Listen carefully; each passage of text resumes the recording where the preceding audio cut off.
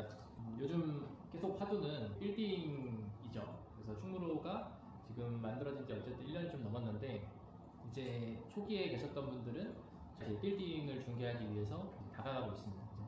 처음에 계약했던 거 생각하시면 뭐 원투룸, 뭐 상가 이런 걸 했지만 결국에는 뭐가 어렵다 쉽다라기보다는 익숙해지고 그리고 우리 안에 매물이 점점 담기고 그러다 보면 계약에 가까워지는 거죠. 오늘 공부해보는 것도 보시면 알겠지만 어렵습니다. 알아야 되는 거 되게 많고 또 어제 만든 자료를 보고 어떤 게 더 좋은지만 물어봐도 다 달라요. 지금 보면 다양합니다. 되게 다양하게 좀 나눴다. 이렇게 나뉜 이유는 사실은 잘 모르겠어요. 왜냐면 이게 이렇게 비교 자료 요것만 가지고 판단을 한다면 우열은 충분히 나눌 수 있긴 한데 뭐 본인이 어떤 주머니 사정을 생각해서 이렇게 나누신 건지 3번이랑 1번 다양하네요. 원탑으로 뽑은 거가 3번이면 연하 팀장님은 왜 3번을 뽑으셨죠? 저희 용도지역하고 지구단계 몇개 있어서 용도 지역이랑 지구 단위 계획을 보고요. 유정 실장님은 3번? 3번 똑같나요?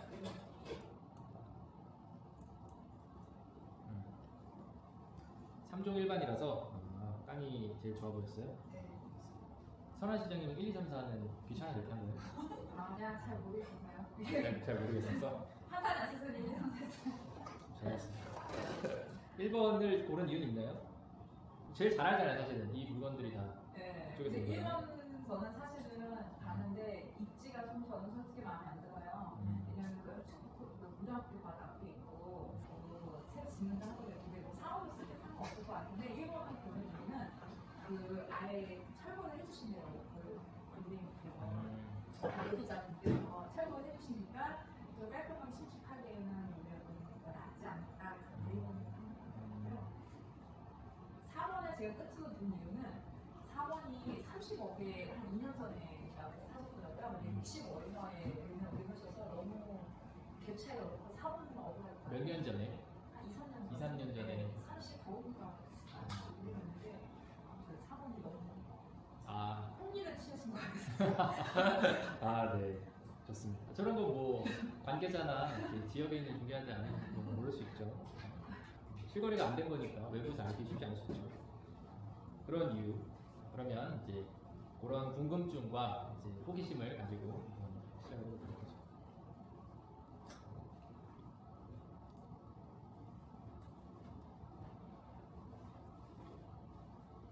이거는 일반인들도 이 정도는 알고 있다 정도 생각하시면 되고 그리고 빌딩을 사시는 분들은 당연히 중개하는 분들보다 리스크가 더 크죠. 그러다 보니까 공부도 되게 많이 하시고 고민도 되게 많이 합니다.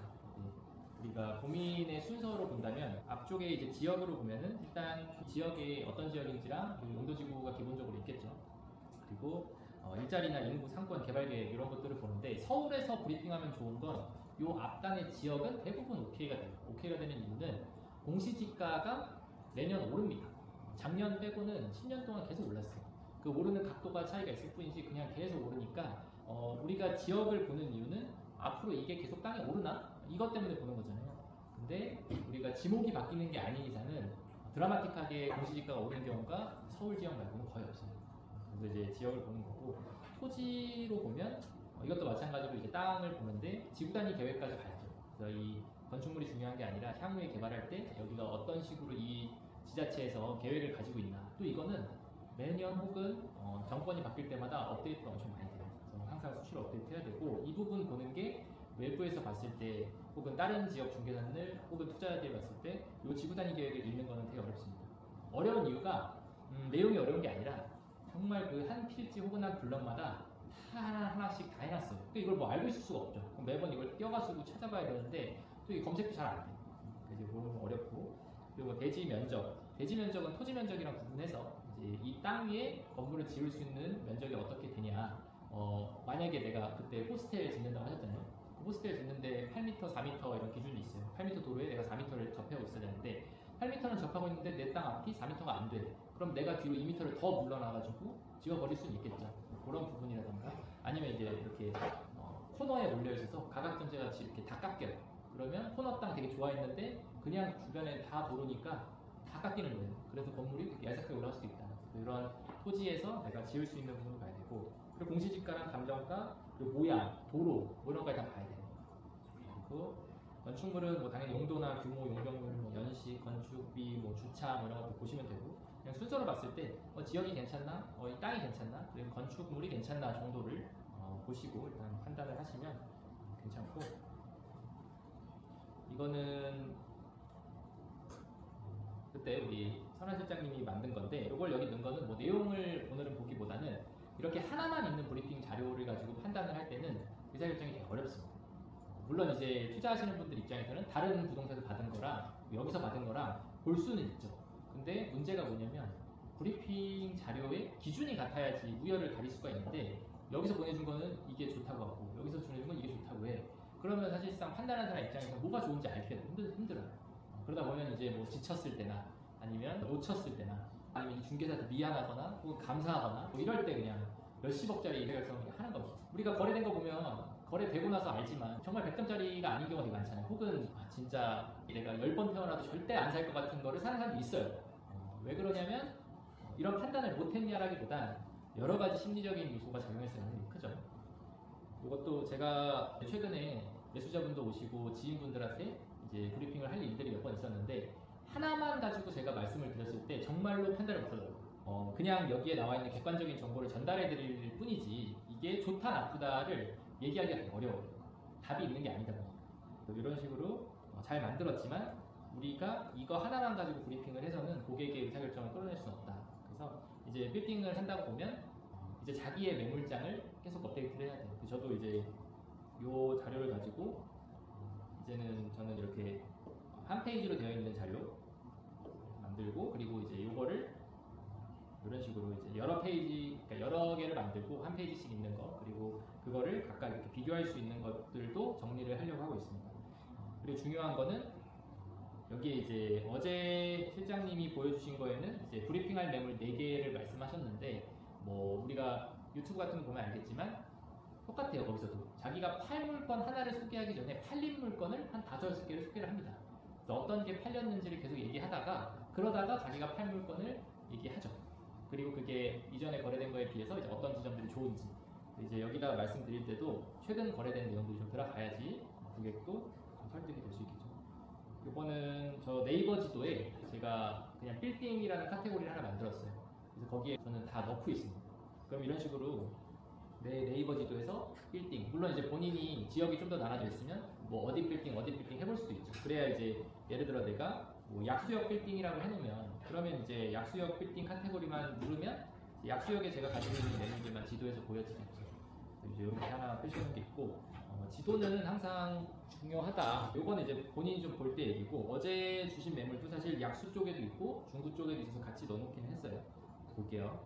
이제 매도 물건이 이렇게 1, 2, 3, 4가 있죠. 예로 봤을 때 제가 이쪽은 중구 신당동 이렇게 돼 있고 요걸 작성하면서 한 번도 뭐 인장을 한 건 아니고 다 소품으로 그냥 한 거고요. 이것도 다 로드뷰로 찍어가지고 올린 건데 어떻게 로드뷰로 찍은 게 실장님들 찍은 거보다 잘 나오면 안 되죠. 그래서 현장에서 찍으셨으면 이거보다 당연히 잘 나와야 되는데 물론 요즘 로드뷰가 되게 업그레이드가 많이 됐고 구글에서 요즘에 드론 뷰도 생겼어요. 스카이 뷰도 생겨가지고 드론으로 찍은 것처럼 위성에서 이렇게 찍어가지고 보여주는 것도 있고 그리고 지금 네이버에서 미니맵 기능도 생겼습니다. 제가 이따 보여드릴 건데 이거 쓰면 지도랑 같이 이렇게 뷰를 같이 볼 수가 있어요. 어쨌든 잘 찍어서 전경을 잘 찍어서 올려주면 좋다. 그리고 로드뷰로 한 방에 안 담기는 부분들 있잖아요. 지금 이 4번 건물은 잘 안 담기는데 그런 것도 잘 찍었으면 유용하게 쓰겠죠. 순서대로 보면 저는 이제 크게 세 분류로 나눴고 가격이 제일 궁금할 테니까 가격을 놓고 아래쪽은 토지, 그 다음 건축물, 그리고 뭐 기타 입지, 뭐 특이사항 뭐 이런 식으로 놔두고 아래쪽에는 온라인 인장 이 버튼을 클릭을 하면 이제 아까 그 지도랑 이렇게 로드뷰랑 이제 지도를 같이 볼 수 있는 곳으로 이동을 하게 됩니다. 그리고 앞쪽은 용도 지역 가격이 이렇게 얼마가 있고 그리고 평당 얼마가 있다. 이거는 아무런 정보가 안 되죠. 그리고 용도 지역은 2종이다. 정비구역이 설정되어 있고 절대보호구역이다. 이게 뭔가요? 정비구역 설정되어 있고 절대보호구역이다. 좋은 거예요, 나쁜 거예요? 나쁜 건가요? 절대보호구역 모르나요? 절대보호구역 모른다고요? 절대 보호하는 데서 학교 잘 보호하는 거 아니에요? 아, 그쵸. 학교를 네. 학교를 보호하는 거죠. 학교가 주변에 있으면 이제 절대보호구역이라고 하는데 절대보호구역이 그러면은 학교 근처에 몇 미터에 있으면 절대보호구역이에요?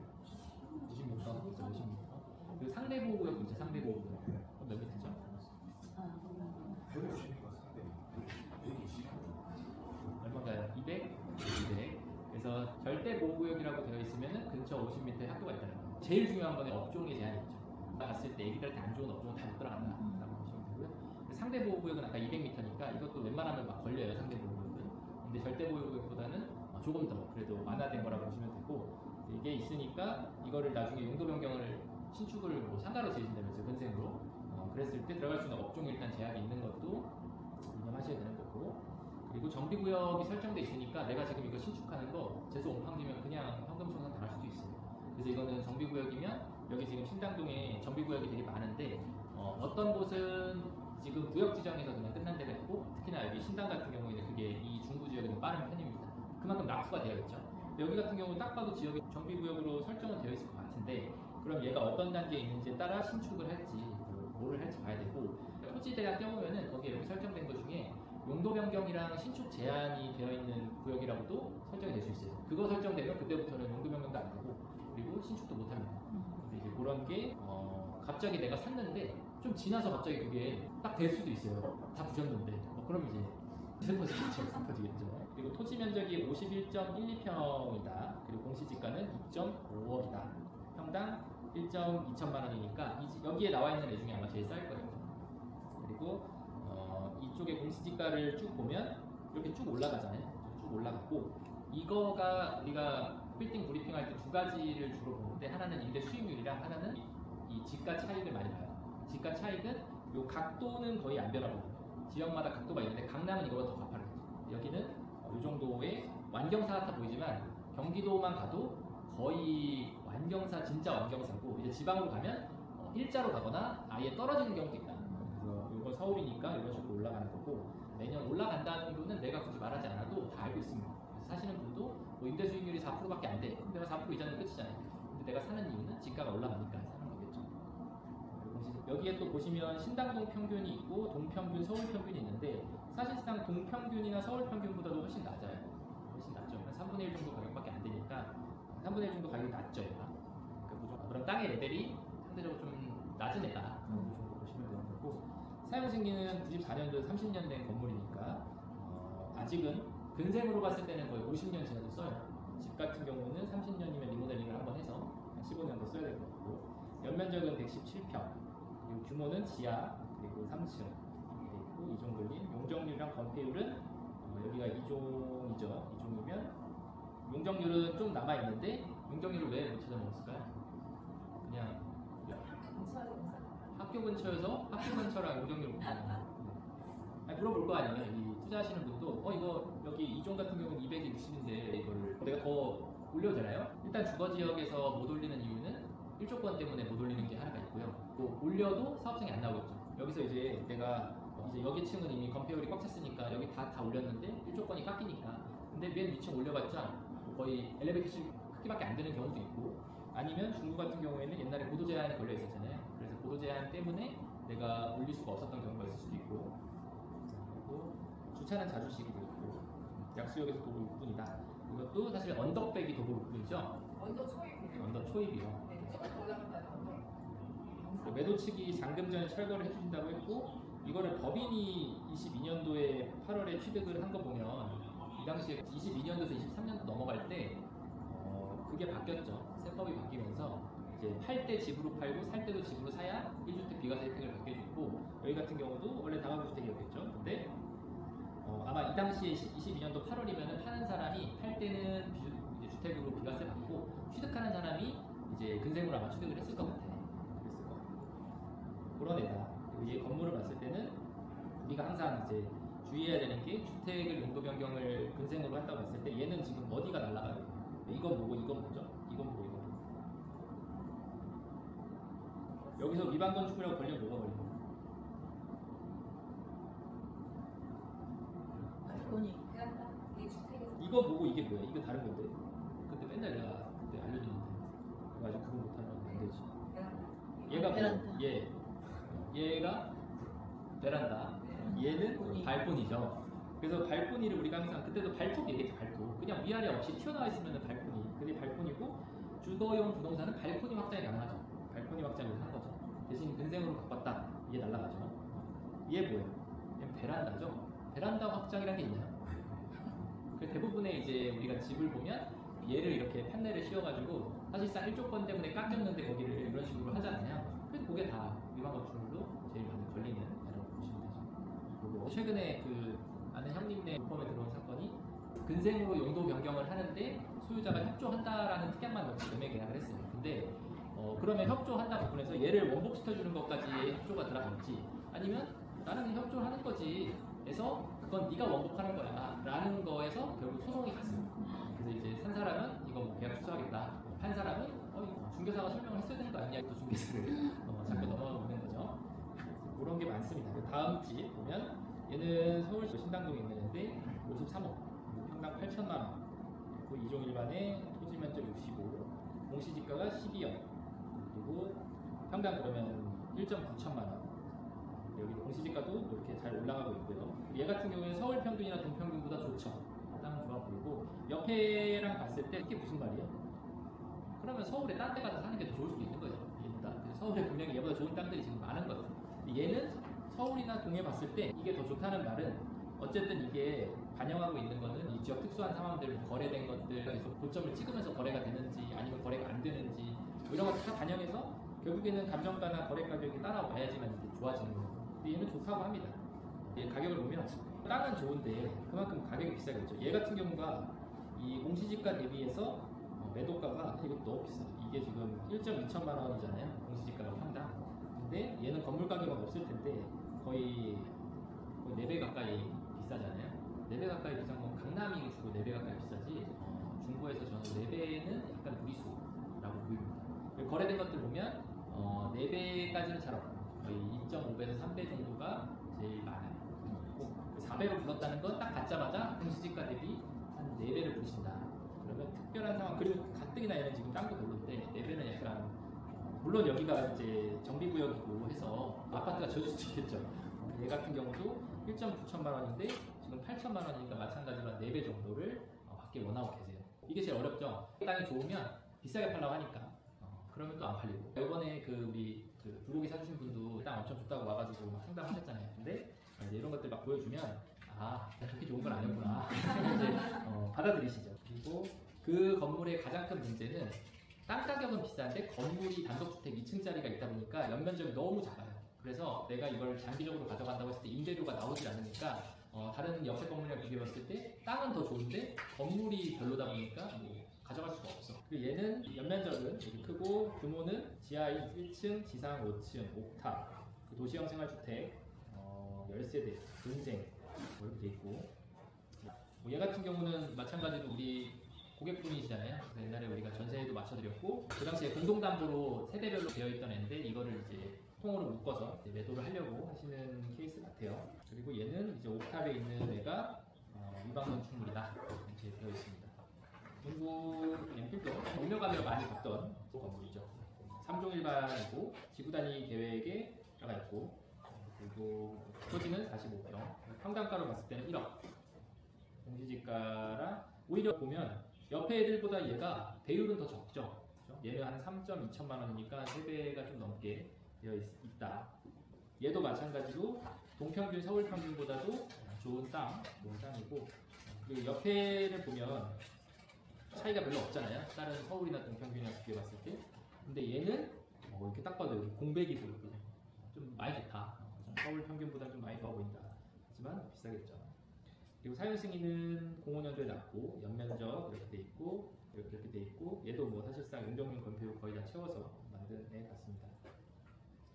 이게 우리가 2종, 3종은 2종 같은 경우가 60에 200이잖아요. 그러면은 3종은 어떻게 돼요? 50에 250이죠. 그러면은 이게 땅에 따라서 2종이 더 유리한 경우도 있고 3종이 더 유리한 경우도 있어요. 3종은 주로 높게 지을 때, 흔히 아파트를 지을 때 3종이 아니면 안 되고 2종에서는 지어봤자 도생까지밖에 못 져요. 그러면 3종이라고 보면은 그래서 이거를 주로 여기다 아파트를 지을 계획이 있는 지역들은 3종으로 이렇게 종상향을 해주고 그리고 주변에 뭐 상업지는 이제 세대가 늘어나니까 준주거가 뭐 상업지로 이제 업그레이드 된다거나 이제 그것도 거기 우리 대흥동에 있는 물건이 또 그런 케이스죠. 거기가 3종에서 준주거를 한다는데 그런 형태. 얘도 저희가 오픈 초기부터 봤던 매물인데 마찬가지로 지구단위 계획 들어가 있고 2종 일반 평당가도 뭐 한 1억 정도. 2.1천만 원 정도. 얘도 서울 평균보다 많이 좋네요. 동평균이랑 비슷하고요. 사용 승인으로 봤을 때는 68년도에 지어서 56년 된 건물인데 이게 요번에 이제 23년도에 대수선한 거죠. 원래는 여관이었나요? 여관이었고요. 그리고 이렇게 브리핑을 쭉 하면 뭔가 딱 사고 싶은지 느낌이 안 올 거 아니에요. 그죠? 뭐가 딱 결론이 나야 되는데 그 결론을 어떻게 낼 수 있을까? 일단 아닌 걸 제껴보면 되겠죠. 아까 목적이 뭐였어요? 사옥으로 쓰겠다. 사옥. 사옥으로 쓴다 그러면 중부 신당동은 진짜 안 되죠. 여기는 나중에 재개발이 될 지역인데 이제 재개발을 더 포커스에 맞추고 사옥을 쓴다면 모르겠지만 내가 진짜 비즈니스를 하는 사람인데 여기다가 재개발 지역에 사옥을 짓는다라고 보면 상당 시간 아주 아수라장 같은 느낌이 되게 강하겠죠. 그리고 직원들도 사실 출퇴근이 힘들 수도 있고요. 이제 환경적으로 좋지 않다. 그게 한 10년 동안 이을 수도 있다. 근데 법인으로 사옥으로 투자하시는 분들은 그렇게 길게 가져갈 생각은 잘 안 하시죠. 그래서 일단 저 같으면 사옥을 보는 사람 입장에서는 좀 안 좋아할 것 같아요. 그리고 얘 같은 경우는 도세인인데 마찬가지로 사옥으로 쓴다.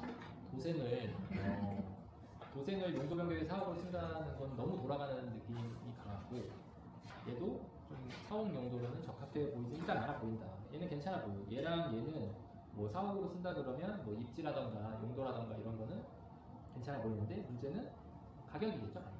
당연히 뭐 가격이 똑같으면 얘네들을 살 텐데 일단 가격이 만만치 않다. 그런데 그러면 이 가격을 설득할 때는 두 가지 측면이 있겠죠. 그래서 이제 대출이 얼마가 나오는지랑 그리고 이제 임대료가 얼마가 나오는지랑 뭐 대출이 아무리 많이 받아도 임대료가 엄청 나와서 내고 남으면 그 대출 받으면 되잖아요. 근데 지금 법인 같은 경우가 시사용한다 그러면 거의 90%까지 받을 수는 있어요. 그럼 90%까지 받았을 때 이자를 딱 감당할 수 있는지 그리고 나중에 본인이 안 쓴다 그랬을 때 임차가 맞춰져서 이자를 낼 수 있는지 뭐 이런 부분이 안 되면 사는 데서 끝나는 게 아니니까 그런 부분이 판단이 돼야 될 것 같고 우리가 배운 대로 하면은 얘 46억에 산다고 보면 어느 정도 임대료가 나오겠죠? 빌딩이면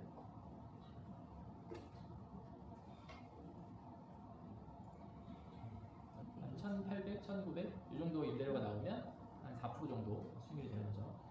그러면 그냥 내가 현금을 제외하고 어쨌든 그냥 46억을 다 풀로 대출을 받는다고 봤을 때 그러면은 한 1,900만 원 정도, 1,800만 원 정도가 나온다고 봤을 때 얘가 나오나요?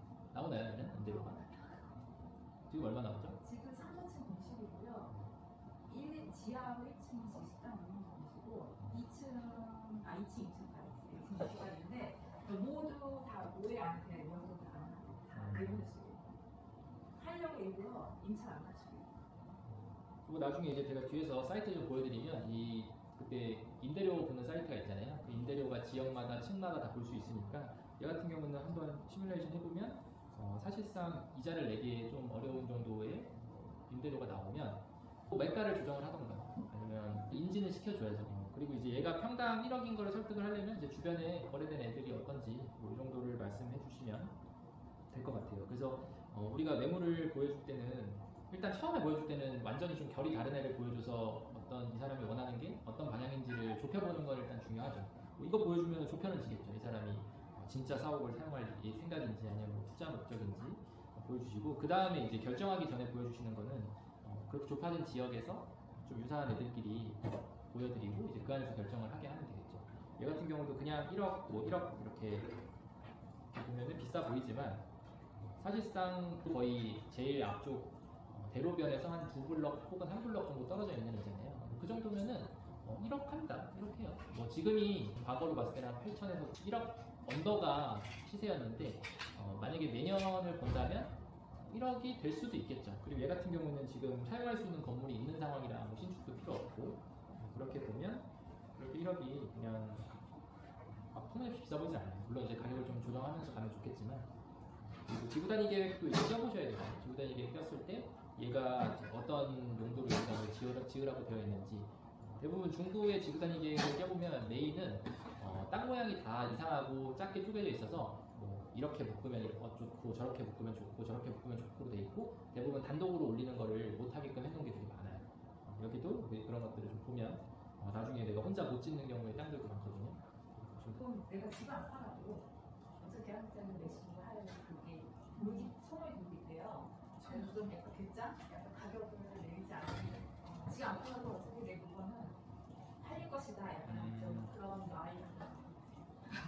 그 우리가 저번에 브리핑 공부할 때 세 번째 이유가 Y가 중요하다고 그랬잖아요. 결국 사는 사람도 사야 되는 이유가 중요한데 파는 사람도 팔아야 되는 이유가 중요해요. 그래서 매물을 받았을 때 이 사람이 꼭 팔아야 되는 상황이 아니면 조율이 되게 어렵고 시장이 엄청 좋으면 상관이 없겠지만 요즘처럼 매수자는 매수자대로 신중하고 매도자도 매도자대로 사실 되게 뭐 급한 이유가 없다 그러면 조율이 되게 어려워요. 그래서 그냥 봤을 때 좀 급한 사람들 매물에 좀 더 집중을 하는 게 협상도 쉽고 일단 어쨌든 가격적인 내고도 되는데 이제 이런 만약에 저렇게 말씀하시는 게 근데 말씀은 다 저렇게 하세요. 난 뭐 아쉬운 거 없이 이렇게 하지만 실제로 뭐 등기부등 한번 떼어보고 얘기해보고 이러면 쉽지 않구나 이런 나중에 이제 저도 브리핑한다고 봤을 때 이거를 이렇게 눌러보면 이제 이런 식으로 이제 나와요. 네이버에서 이런 기능이 좀 새로 생겼고 그러면 이제 여기죠. 여기고 내가 이렇게 볼 수 있죠.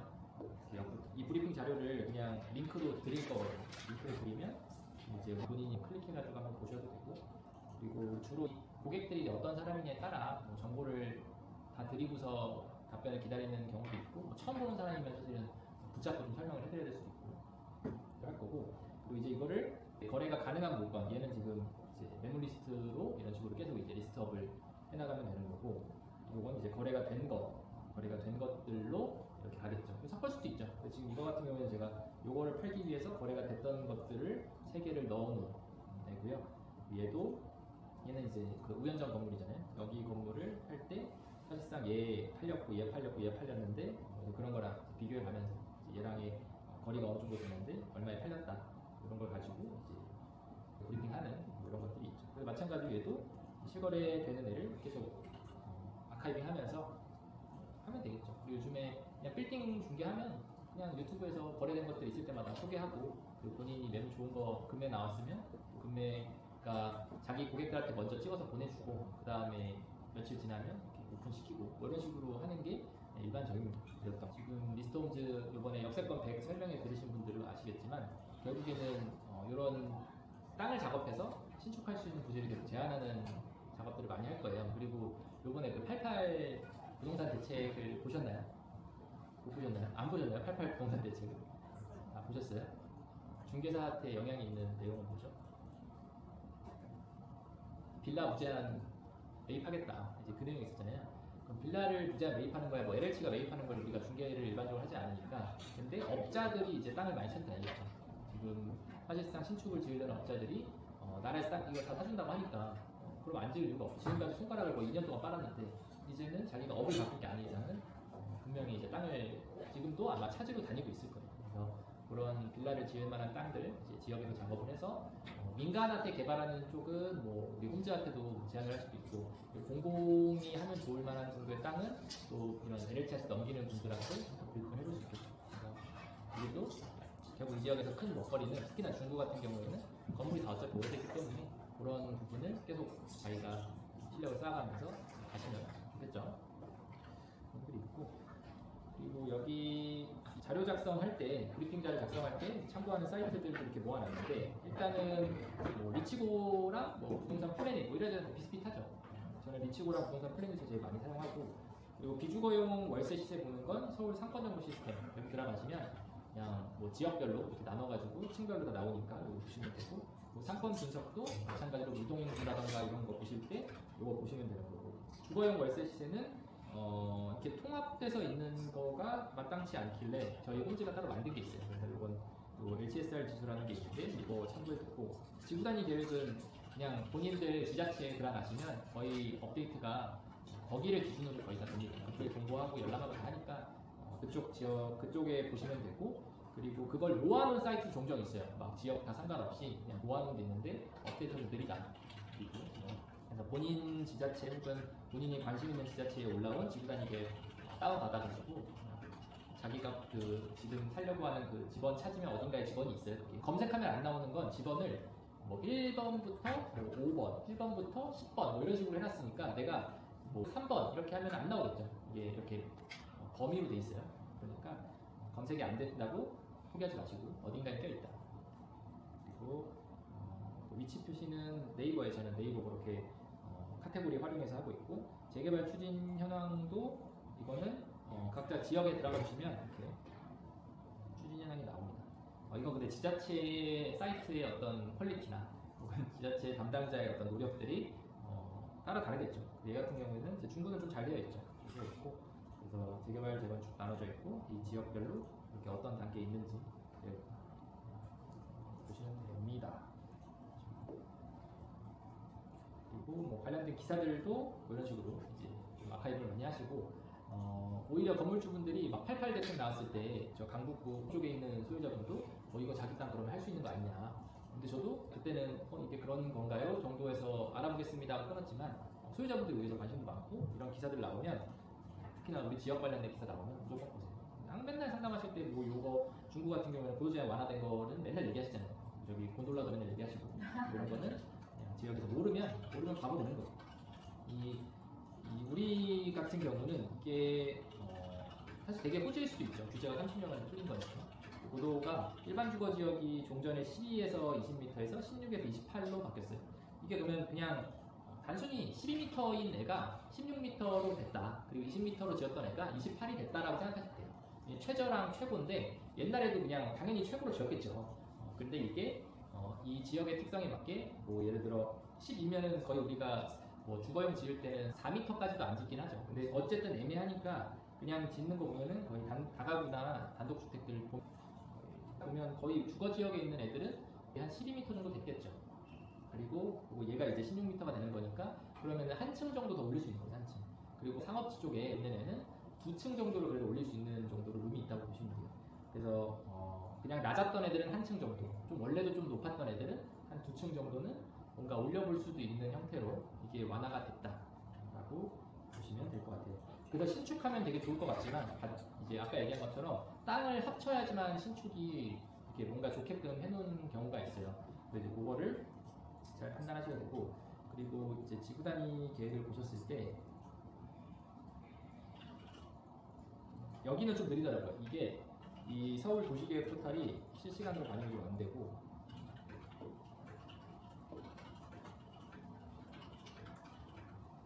여기 이제 들어가시면 이런 식으로 필동 일대 지구단위 계획 및 지구단위 계획 결정 해가지고 21년도에 결정된 건데 24년 3월 28일 날 뭔가 바뀌었으니까 또 올라왔겠죠. 그리고 이제 결정사항을 보시면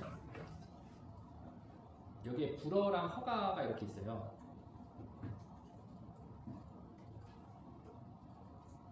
이런 식으로.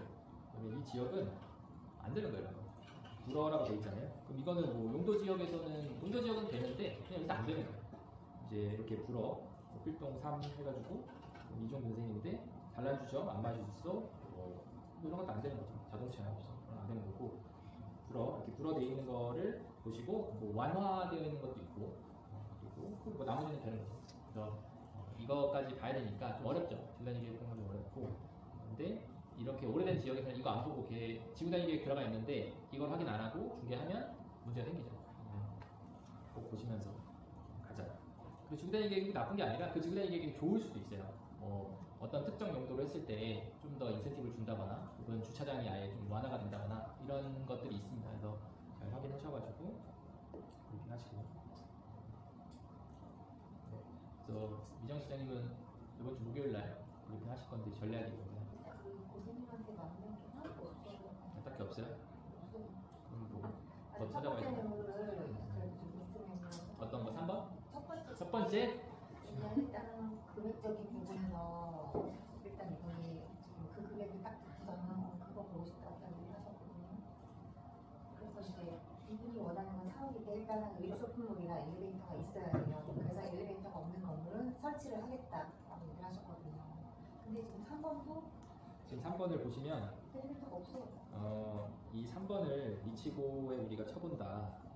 미치고 아니라 파란 색깔 건물이 많다. 신축이 좀 있다. 그러면 신축도 괜찮은데 그게 아니다. 그러면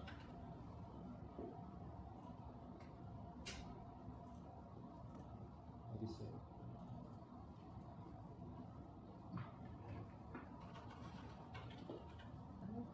이렇게 우리가 뭐 얘가 약수가 이렇게 있잖아요. 그러면은 그냥 걔 주변에 신축으로 올라가는 애들이 꽤 있으면은 사실상 재개발 자체가 좀 어렵다고 봐야 되고, 그리고 그런 게 만약에 다 빨간데 지금 나만 신축 혼자 하고 싶어, 뭐 그러면 이건 당연히 안 되고, 어차피 뭐 허가도 안 날 거고. 근데 지금 신축이 이렇게 만약에 일정 부분 진행되고 있다 그러면 신축이 가능은 할 수는 있죠. 할 수 있는데, 그리고 장기적으로 봤을 때는 뭐 지역이 더 좋아져가지고 뭐 그런 걸 노려볼 수는 있는데, 사업으로 봤을 때에 그건 뭐 그분이 판단할 일이죠. 그래서 여기다 일단 신축이 여기 지역이 가능한지 안 가능한지, 뭐 정비구역으로 지정됐으면 단계가 어느 정도 돼 있는지 그걸 보시면 되고, 얘를 밀 거면 이 물건, 그리고 그런 거가 신축을 해서 사업으로 사용을 할 만하면 이제 어떤 식으로 좀 건축을 하면 좋을지를 플렉시티 같은 걸로 돌려봐서 규모랑 그런 비용이랑 이런 것들 좀 말씀드리면 되겠고. 근데 신축을 한다고 치면은 사실 싸다고 보긴 좀 어려운데, 왜냐면 신축한다 그러면 1년 정도 시간이 걸리고, 그러면 1년 동안 이자 비용도 있고 사실상 사용도 못하고, 뭐 그런 거를 생각하면 좋을까? 이미 지어져 있는 애랑 차이가. 아까 두 번째, 세 번째, 네 번째는 비싸서 안 되는 거예요? 네 번째도 괜찮아요. 근데 일단 문제는 원하는 조건은 다 들어가는데 주차 공간이 없어요. 우리 조금은 주차가 필수라서. 딱 그 건물에. 네, 근데 이제 거기 저희 그때 보셨지만 앞에 그 입구에 장애인 올라가는 그 부분을 좀 벽을 터서 주차 공간 하나 만들 수는 있지 않나. 어떤 부분은 장애인법 중에서 새로 바뀐 애를 적용을 해야 되는 게 있고, 어떤 애는 안 해도 되는 애가 있는데, 이게 옛날에는 용도 변경에는 적용을 안 하다가 용도 변경하는 경우도 적용을 하게 됐어요. 옛날에 그래서 뭐 막 스타벅스에 용도 변경했는데 뭐 휠체어 들어가는 거 안 만들었다 욕 먹고 막 이런 거 있잖아요. 이제 뭐 그런 것들, 얘도 봤을 때는 대수선하면서 휠체어 들어갈 수 있게 해놓은 거 같긴 한데, 그렇죠. 엘리베이터 설치했으니까. 엘리베이터는 장애인용이 아니었던 것 같은데, 작았던 것 같은데, 앞에 참도 작았던 것 같고. 장애인용으로 내부에 듣기보단 장애인용으로 새로 없던 애 넣는 경우는 그 용적률에서 빼려고 넣는데, 그런 경우는 좀 더 외부에 이렇게 그만큼을 확장을 한다거나 이런 거지. 걔 같은 경우에는 그냥 최소한의 크기로 안에다가 그냥 넣은 거 같았는데, 그 당시에 넣은 거 봤을 때 작았는데 안 돼요. 그 참도 앞에도 복도도 되게 계단실도 작았던 것 같은데, 그 장애인용 엘리베이터 넣으면 거의 그만큼이 앞쪽에 참이 있어야 돼. 그렇지 않았던 거 같아요. 어쨌든 걔는 주차가 문제다. 3번도 엘리베이터 설치하기가 애매해요. 평수는 또 연면적 100평 이상 나와야 되고, 필요한 평수가 100평 이상이어야 돼요.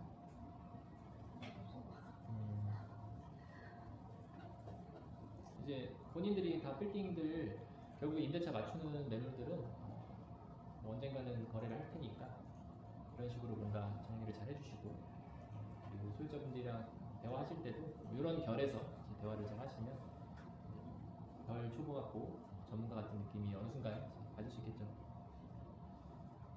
네, 뭐 질문 있나요? 있어요? 우리도 이제 빌딩을 거래를 해야 되거든요. 주말에 검색해보고 지구 단위 계획으로 있는 차로거든요. 찾아봤는데 이제 저는 어쨌든 제 지인분 중에 건물 여러 개 갖고 있는 분들한테 저희 소식을 계속 알려드리고, 그리고 이분은 그저께 요거가 매물이 나왔다고 검토를 좀 해달래요.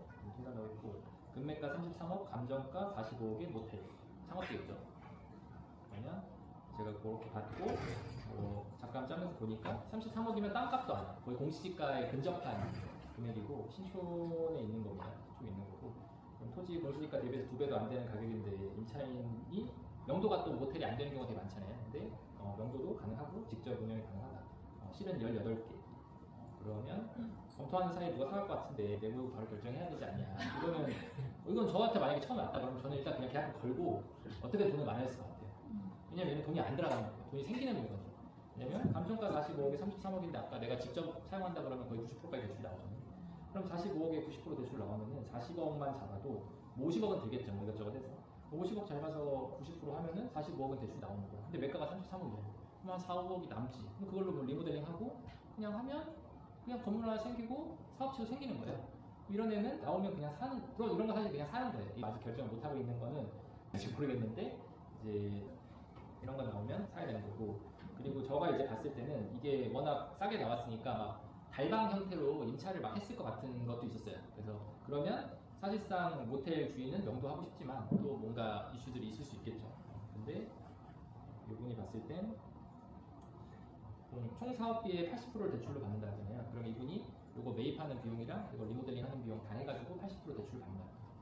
그리고 운영은 되게 이분은 자기 운영하는 사업체들이 몇 개 있어요. 이런 모텔만 안 하고 뭐 주거용부터 뭐 스터디 카페 뭐 이런 거 몇 개 하시거든요. 근데 가가지고 보니까 이런 것도 있고 나름 괜찮다. 나름 괜찮고 그리고 그럼 이제 실이 18개니까 그냥 18개를 내가 뭐 모텔로 운영한다 그러면은 이제 월세 5배, 6배도 이렇게 나오거든요. 여기가 뭐 지역 시세 한 50만 원 일단 그럼 뭐 한 200에서 한 300 정도 실당 이렇게 나올 수 있고 최악은 이제 50만 원에 그냥 달방으로 뺀다라고 보면은 뭐 사실 50만 원 고시원보다는 낮잖아요. 여기가 50만 원이라 빼면 그러면 800만 원 정도 나오고 아까 33억이라고 했으니까 그러면은 뭐 한 돈 1,000만 원 정도만 이자 내면은 사실 가져갈 수 있는 애고 그리고 어쨌든 뭐 신촌에 상업지에 있는 애니까 저는 이런 애 되게 좋다. 이런 애 딱 좋고 좋은 애는 뭐 사실 비교할 게 없어요. 그냥 좋으면 좋다. 근데 이런 애들은 이제 그냥 이렇게 매물로 돌진 않는다. 그리고 사람들이 다 이런 걸 원하죠. 이런 걸 원하는데 이런 게 잘 없으니까 애매한 걸 사는 거예요. 이런 거는 대부분 업자들이 이제 사야 되는 거고 중개 지역에 산다. 내 지역에서 이런 게 나왔다. 그러면은 일단 그냥 자기가 계약금이라도 넣고 그리고 가야죠. 그리고 안 되면 난리 가고 해서 왜냐면 이게 되면은 벌써 돈이 생기는데 건물도 생기고 그래서 제일 중요한 거는 그냥 감정가, 공시지가, 매가 이 세 개를 가지고 공시지가에 가까울수록 일단은 원가에 가깝다고 보시면 되고 원가로 나온 땅이 있으면 당연히 이제 사야죠. 네. 그냥 일반 먹는기라는 모텔 했을 때 수익이 한 3배가 더 나왔어요. 월 수익이요. 네. 그냥 우리가 땅 가격도 이제 아까 우리 디어스랑 그 우연정이랑만 봐도 일단 2배 정도 차이가 나요. 일반 상업 지역이랑 이제 2종 일반이랑 2배 정도 차이가 나고 2종이랑 3종이랑은 차이가 거의 없어요. 근데 상업지랑 바로 뒤에 있음에도 불구하고 거의 2배가 차이가 나요. 그럼 일단 땅 가격이 2배가 차이가 나고 그리고 거기에 이제 용도에 따라서 내가 주거용으로 쓸 거냐 아니면 뭐 상업용으로 쓸 거냐 해서 이제 숙박업을 사실 되게 그건 숙박업을 우리가 생각해보면 그냥 계산해보면 되잖아요. 뭐 만약에 5만 원씩이다. 뭐 그렇게 해가지고 뭐 계산을 자기가 해볼 수 있으면 이제 사업성을 빨리 보게 되죠. 이제 뭐 그런 것까지. 그건 지역에서 뭐 모텔 가격 조사하는 거 어렵지 않잖아요. 야놀자도 많고 그런 데 보고 보시면 되죠. 근데 이분은 저거 사면 또 건물이 하나 생기겠죠. 그리고 그래서 저런 것들이 나오면 잘 찾아보시면 그때 우리 그 짬뽕이야도 샀어야 됐다고 샀었는데 그때 18원. 샀으면 좋았을 것 같아요. 그래서 건물이 어쨌든 계속 많이 보시고 그리고 거래된 거를 많이 봐야 돼요. 거래된 걸. 그럼 거래된 걸 많이 보면 어느 정도 잡히는데 또 이런 거만 보잖아요. 이런 거는 정말로 흔하지 않아요. 이런 거는 거의 내가 브리핑할 일이 없고 내가 사면은 이런 걸 사겠지만 내가 중개하면서 저런 거를 고객한테 브리핑하고 앉아있을 일은 없어요. 저런 거는 좀 특수한 매물이라고 보시면 되고 그리고 반대로 저거는 모텔을 자기가 운영할 사람이 아니면 안 사죠. 안 사야 되니까 일반 투자 매물은 그냥 아까 보여주신 그런 애들 중에서 가격 내고를 잘하는 게 제일 중요해요. 가격 내고가 사실 포인트예요. 이게 뭐 좋다 나쁘다 보다는 원래 이 가격이었는데 뭐 여기서 이만큼까지 깎아준다. 그러면 대부분 사니까 그 소유자가 얼마나 그런 의지가 있는지 그게 제일 중요하고 사는 사람이 얼마나 이걸 마음에 들어서 더 가격을 지불할 수 있는지 그냥 가격에서 거의 승부가 난다. 그래서 우리가 전문가로 보여줘야 되는 이유는 가격을 얘기할 때 내 말을 듣냐 안 듣냐가 있어요. 본인이 고집을 엄청 부리는 사람이 있고 상담을 해서 가격을 나랑 같이 도출하는 사람이 있는데 같이 도출을 할 수 있는 중개사가 되면 클로징이 쉽죠. 근데 그냥 맨날 푸시하는 것만 듣고 있으면 되게 어려워요. 그래서 자기가 좀 핸들링을 할 수 있는 소유자분들을 많이 만드세요. 이 소유자는 내가 팔려면 팔고 이 가격에 하라면 하는 이제 그런 뭐 매수자나 소유자분들 잘 찾아보시죠. 네, 이렇게 빌딩은 이렇게 하고요.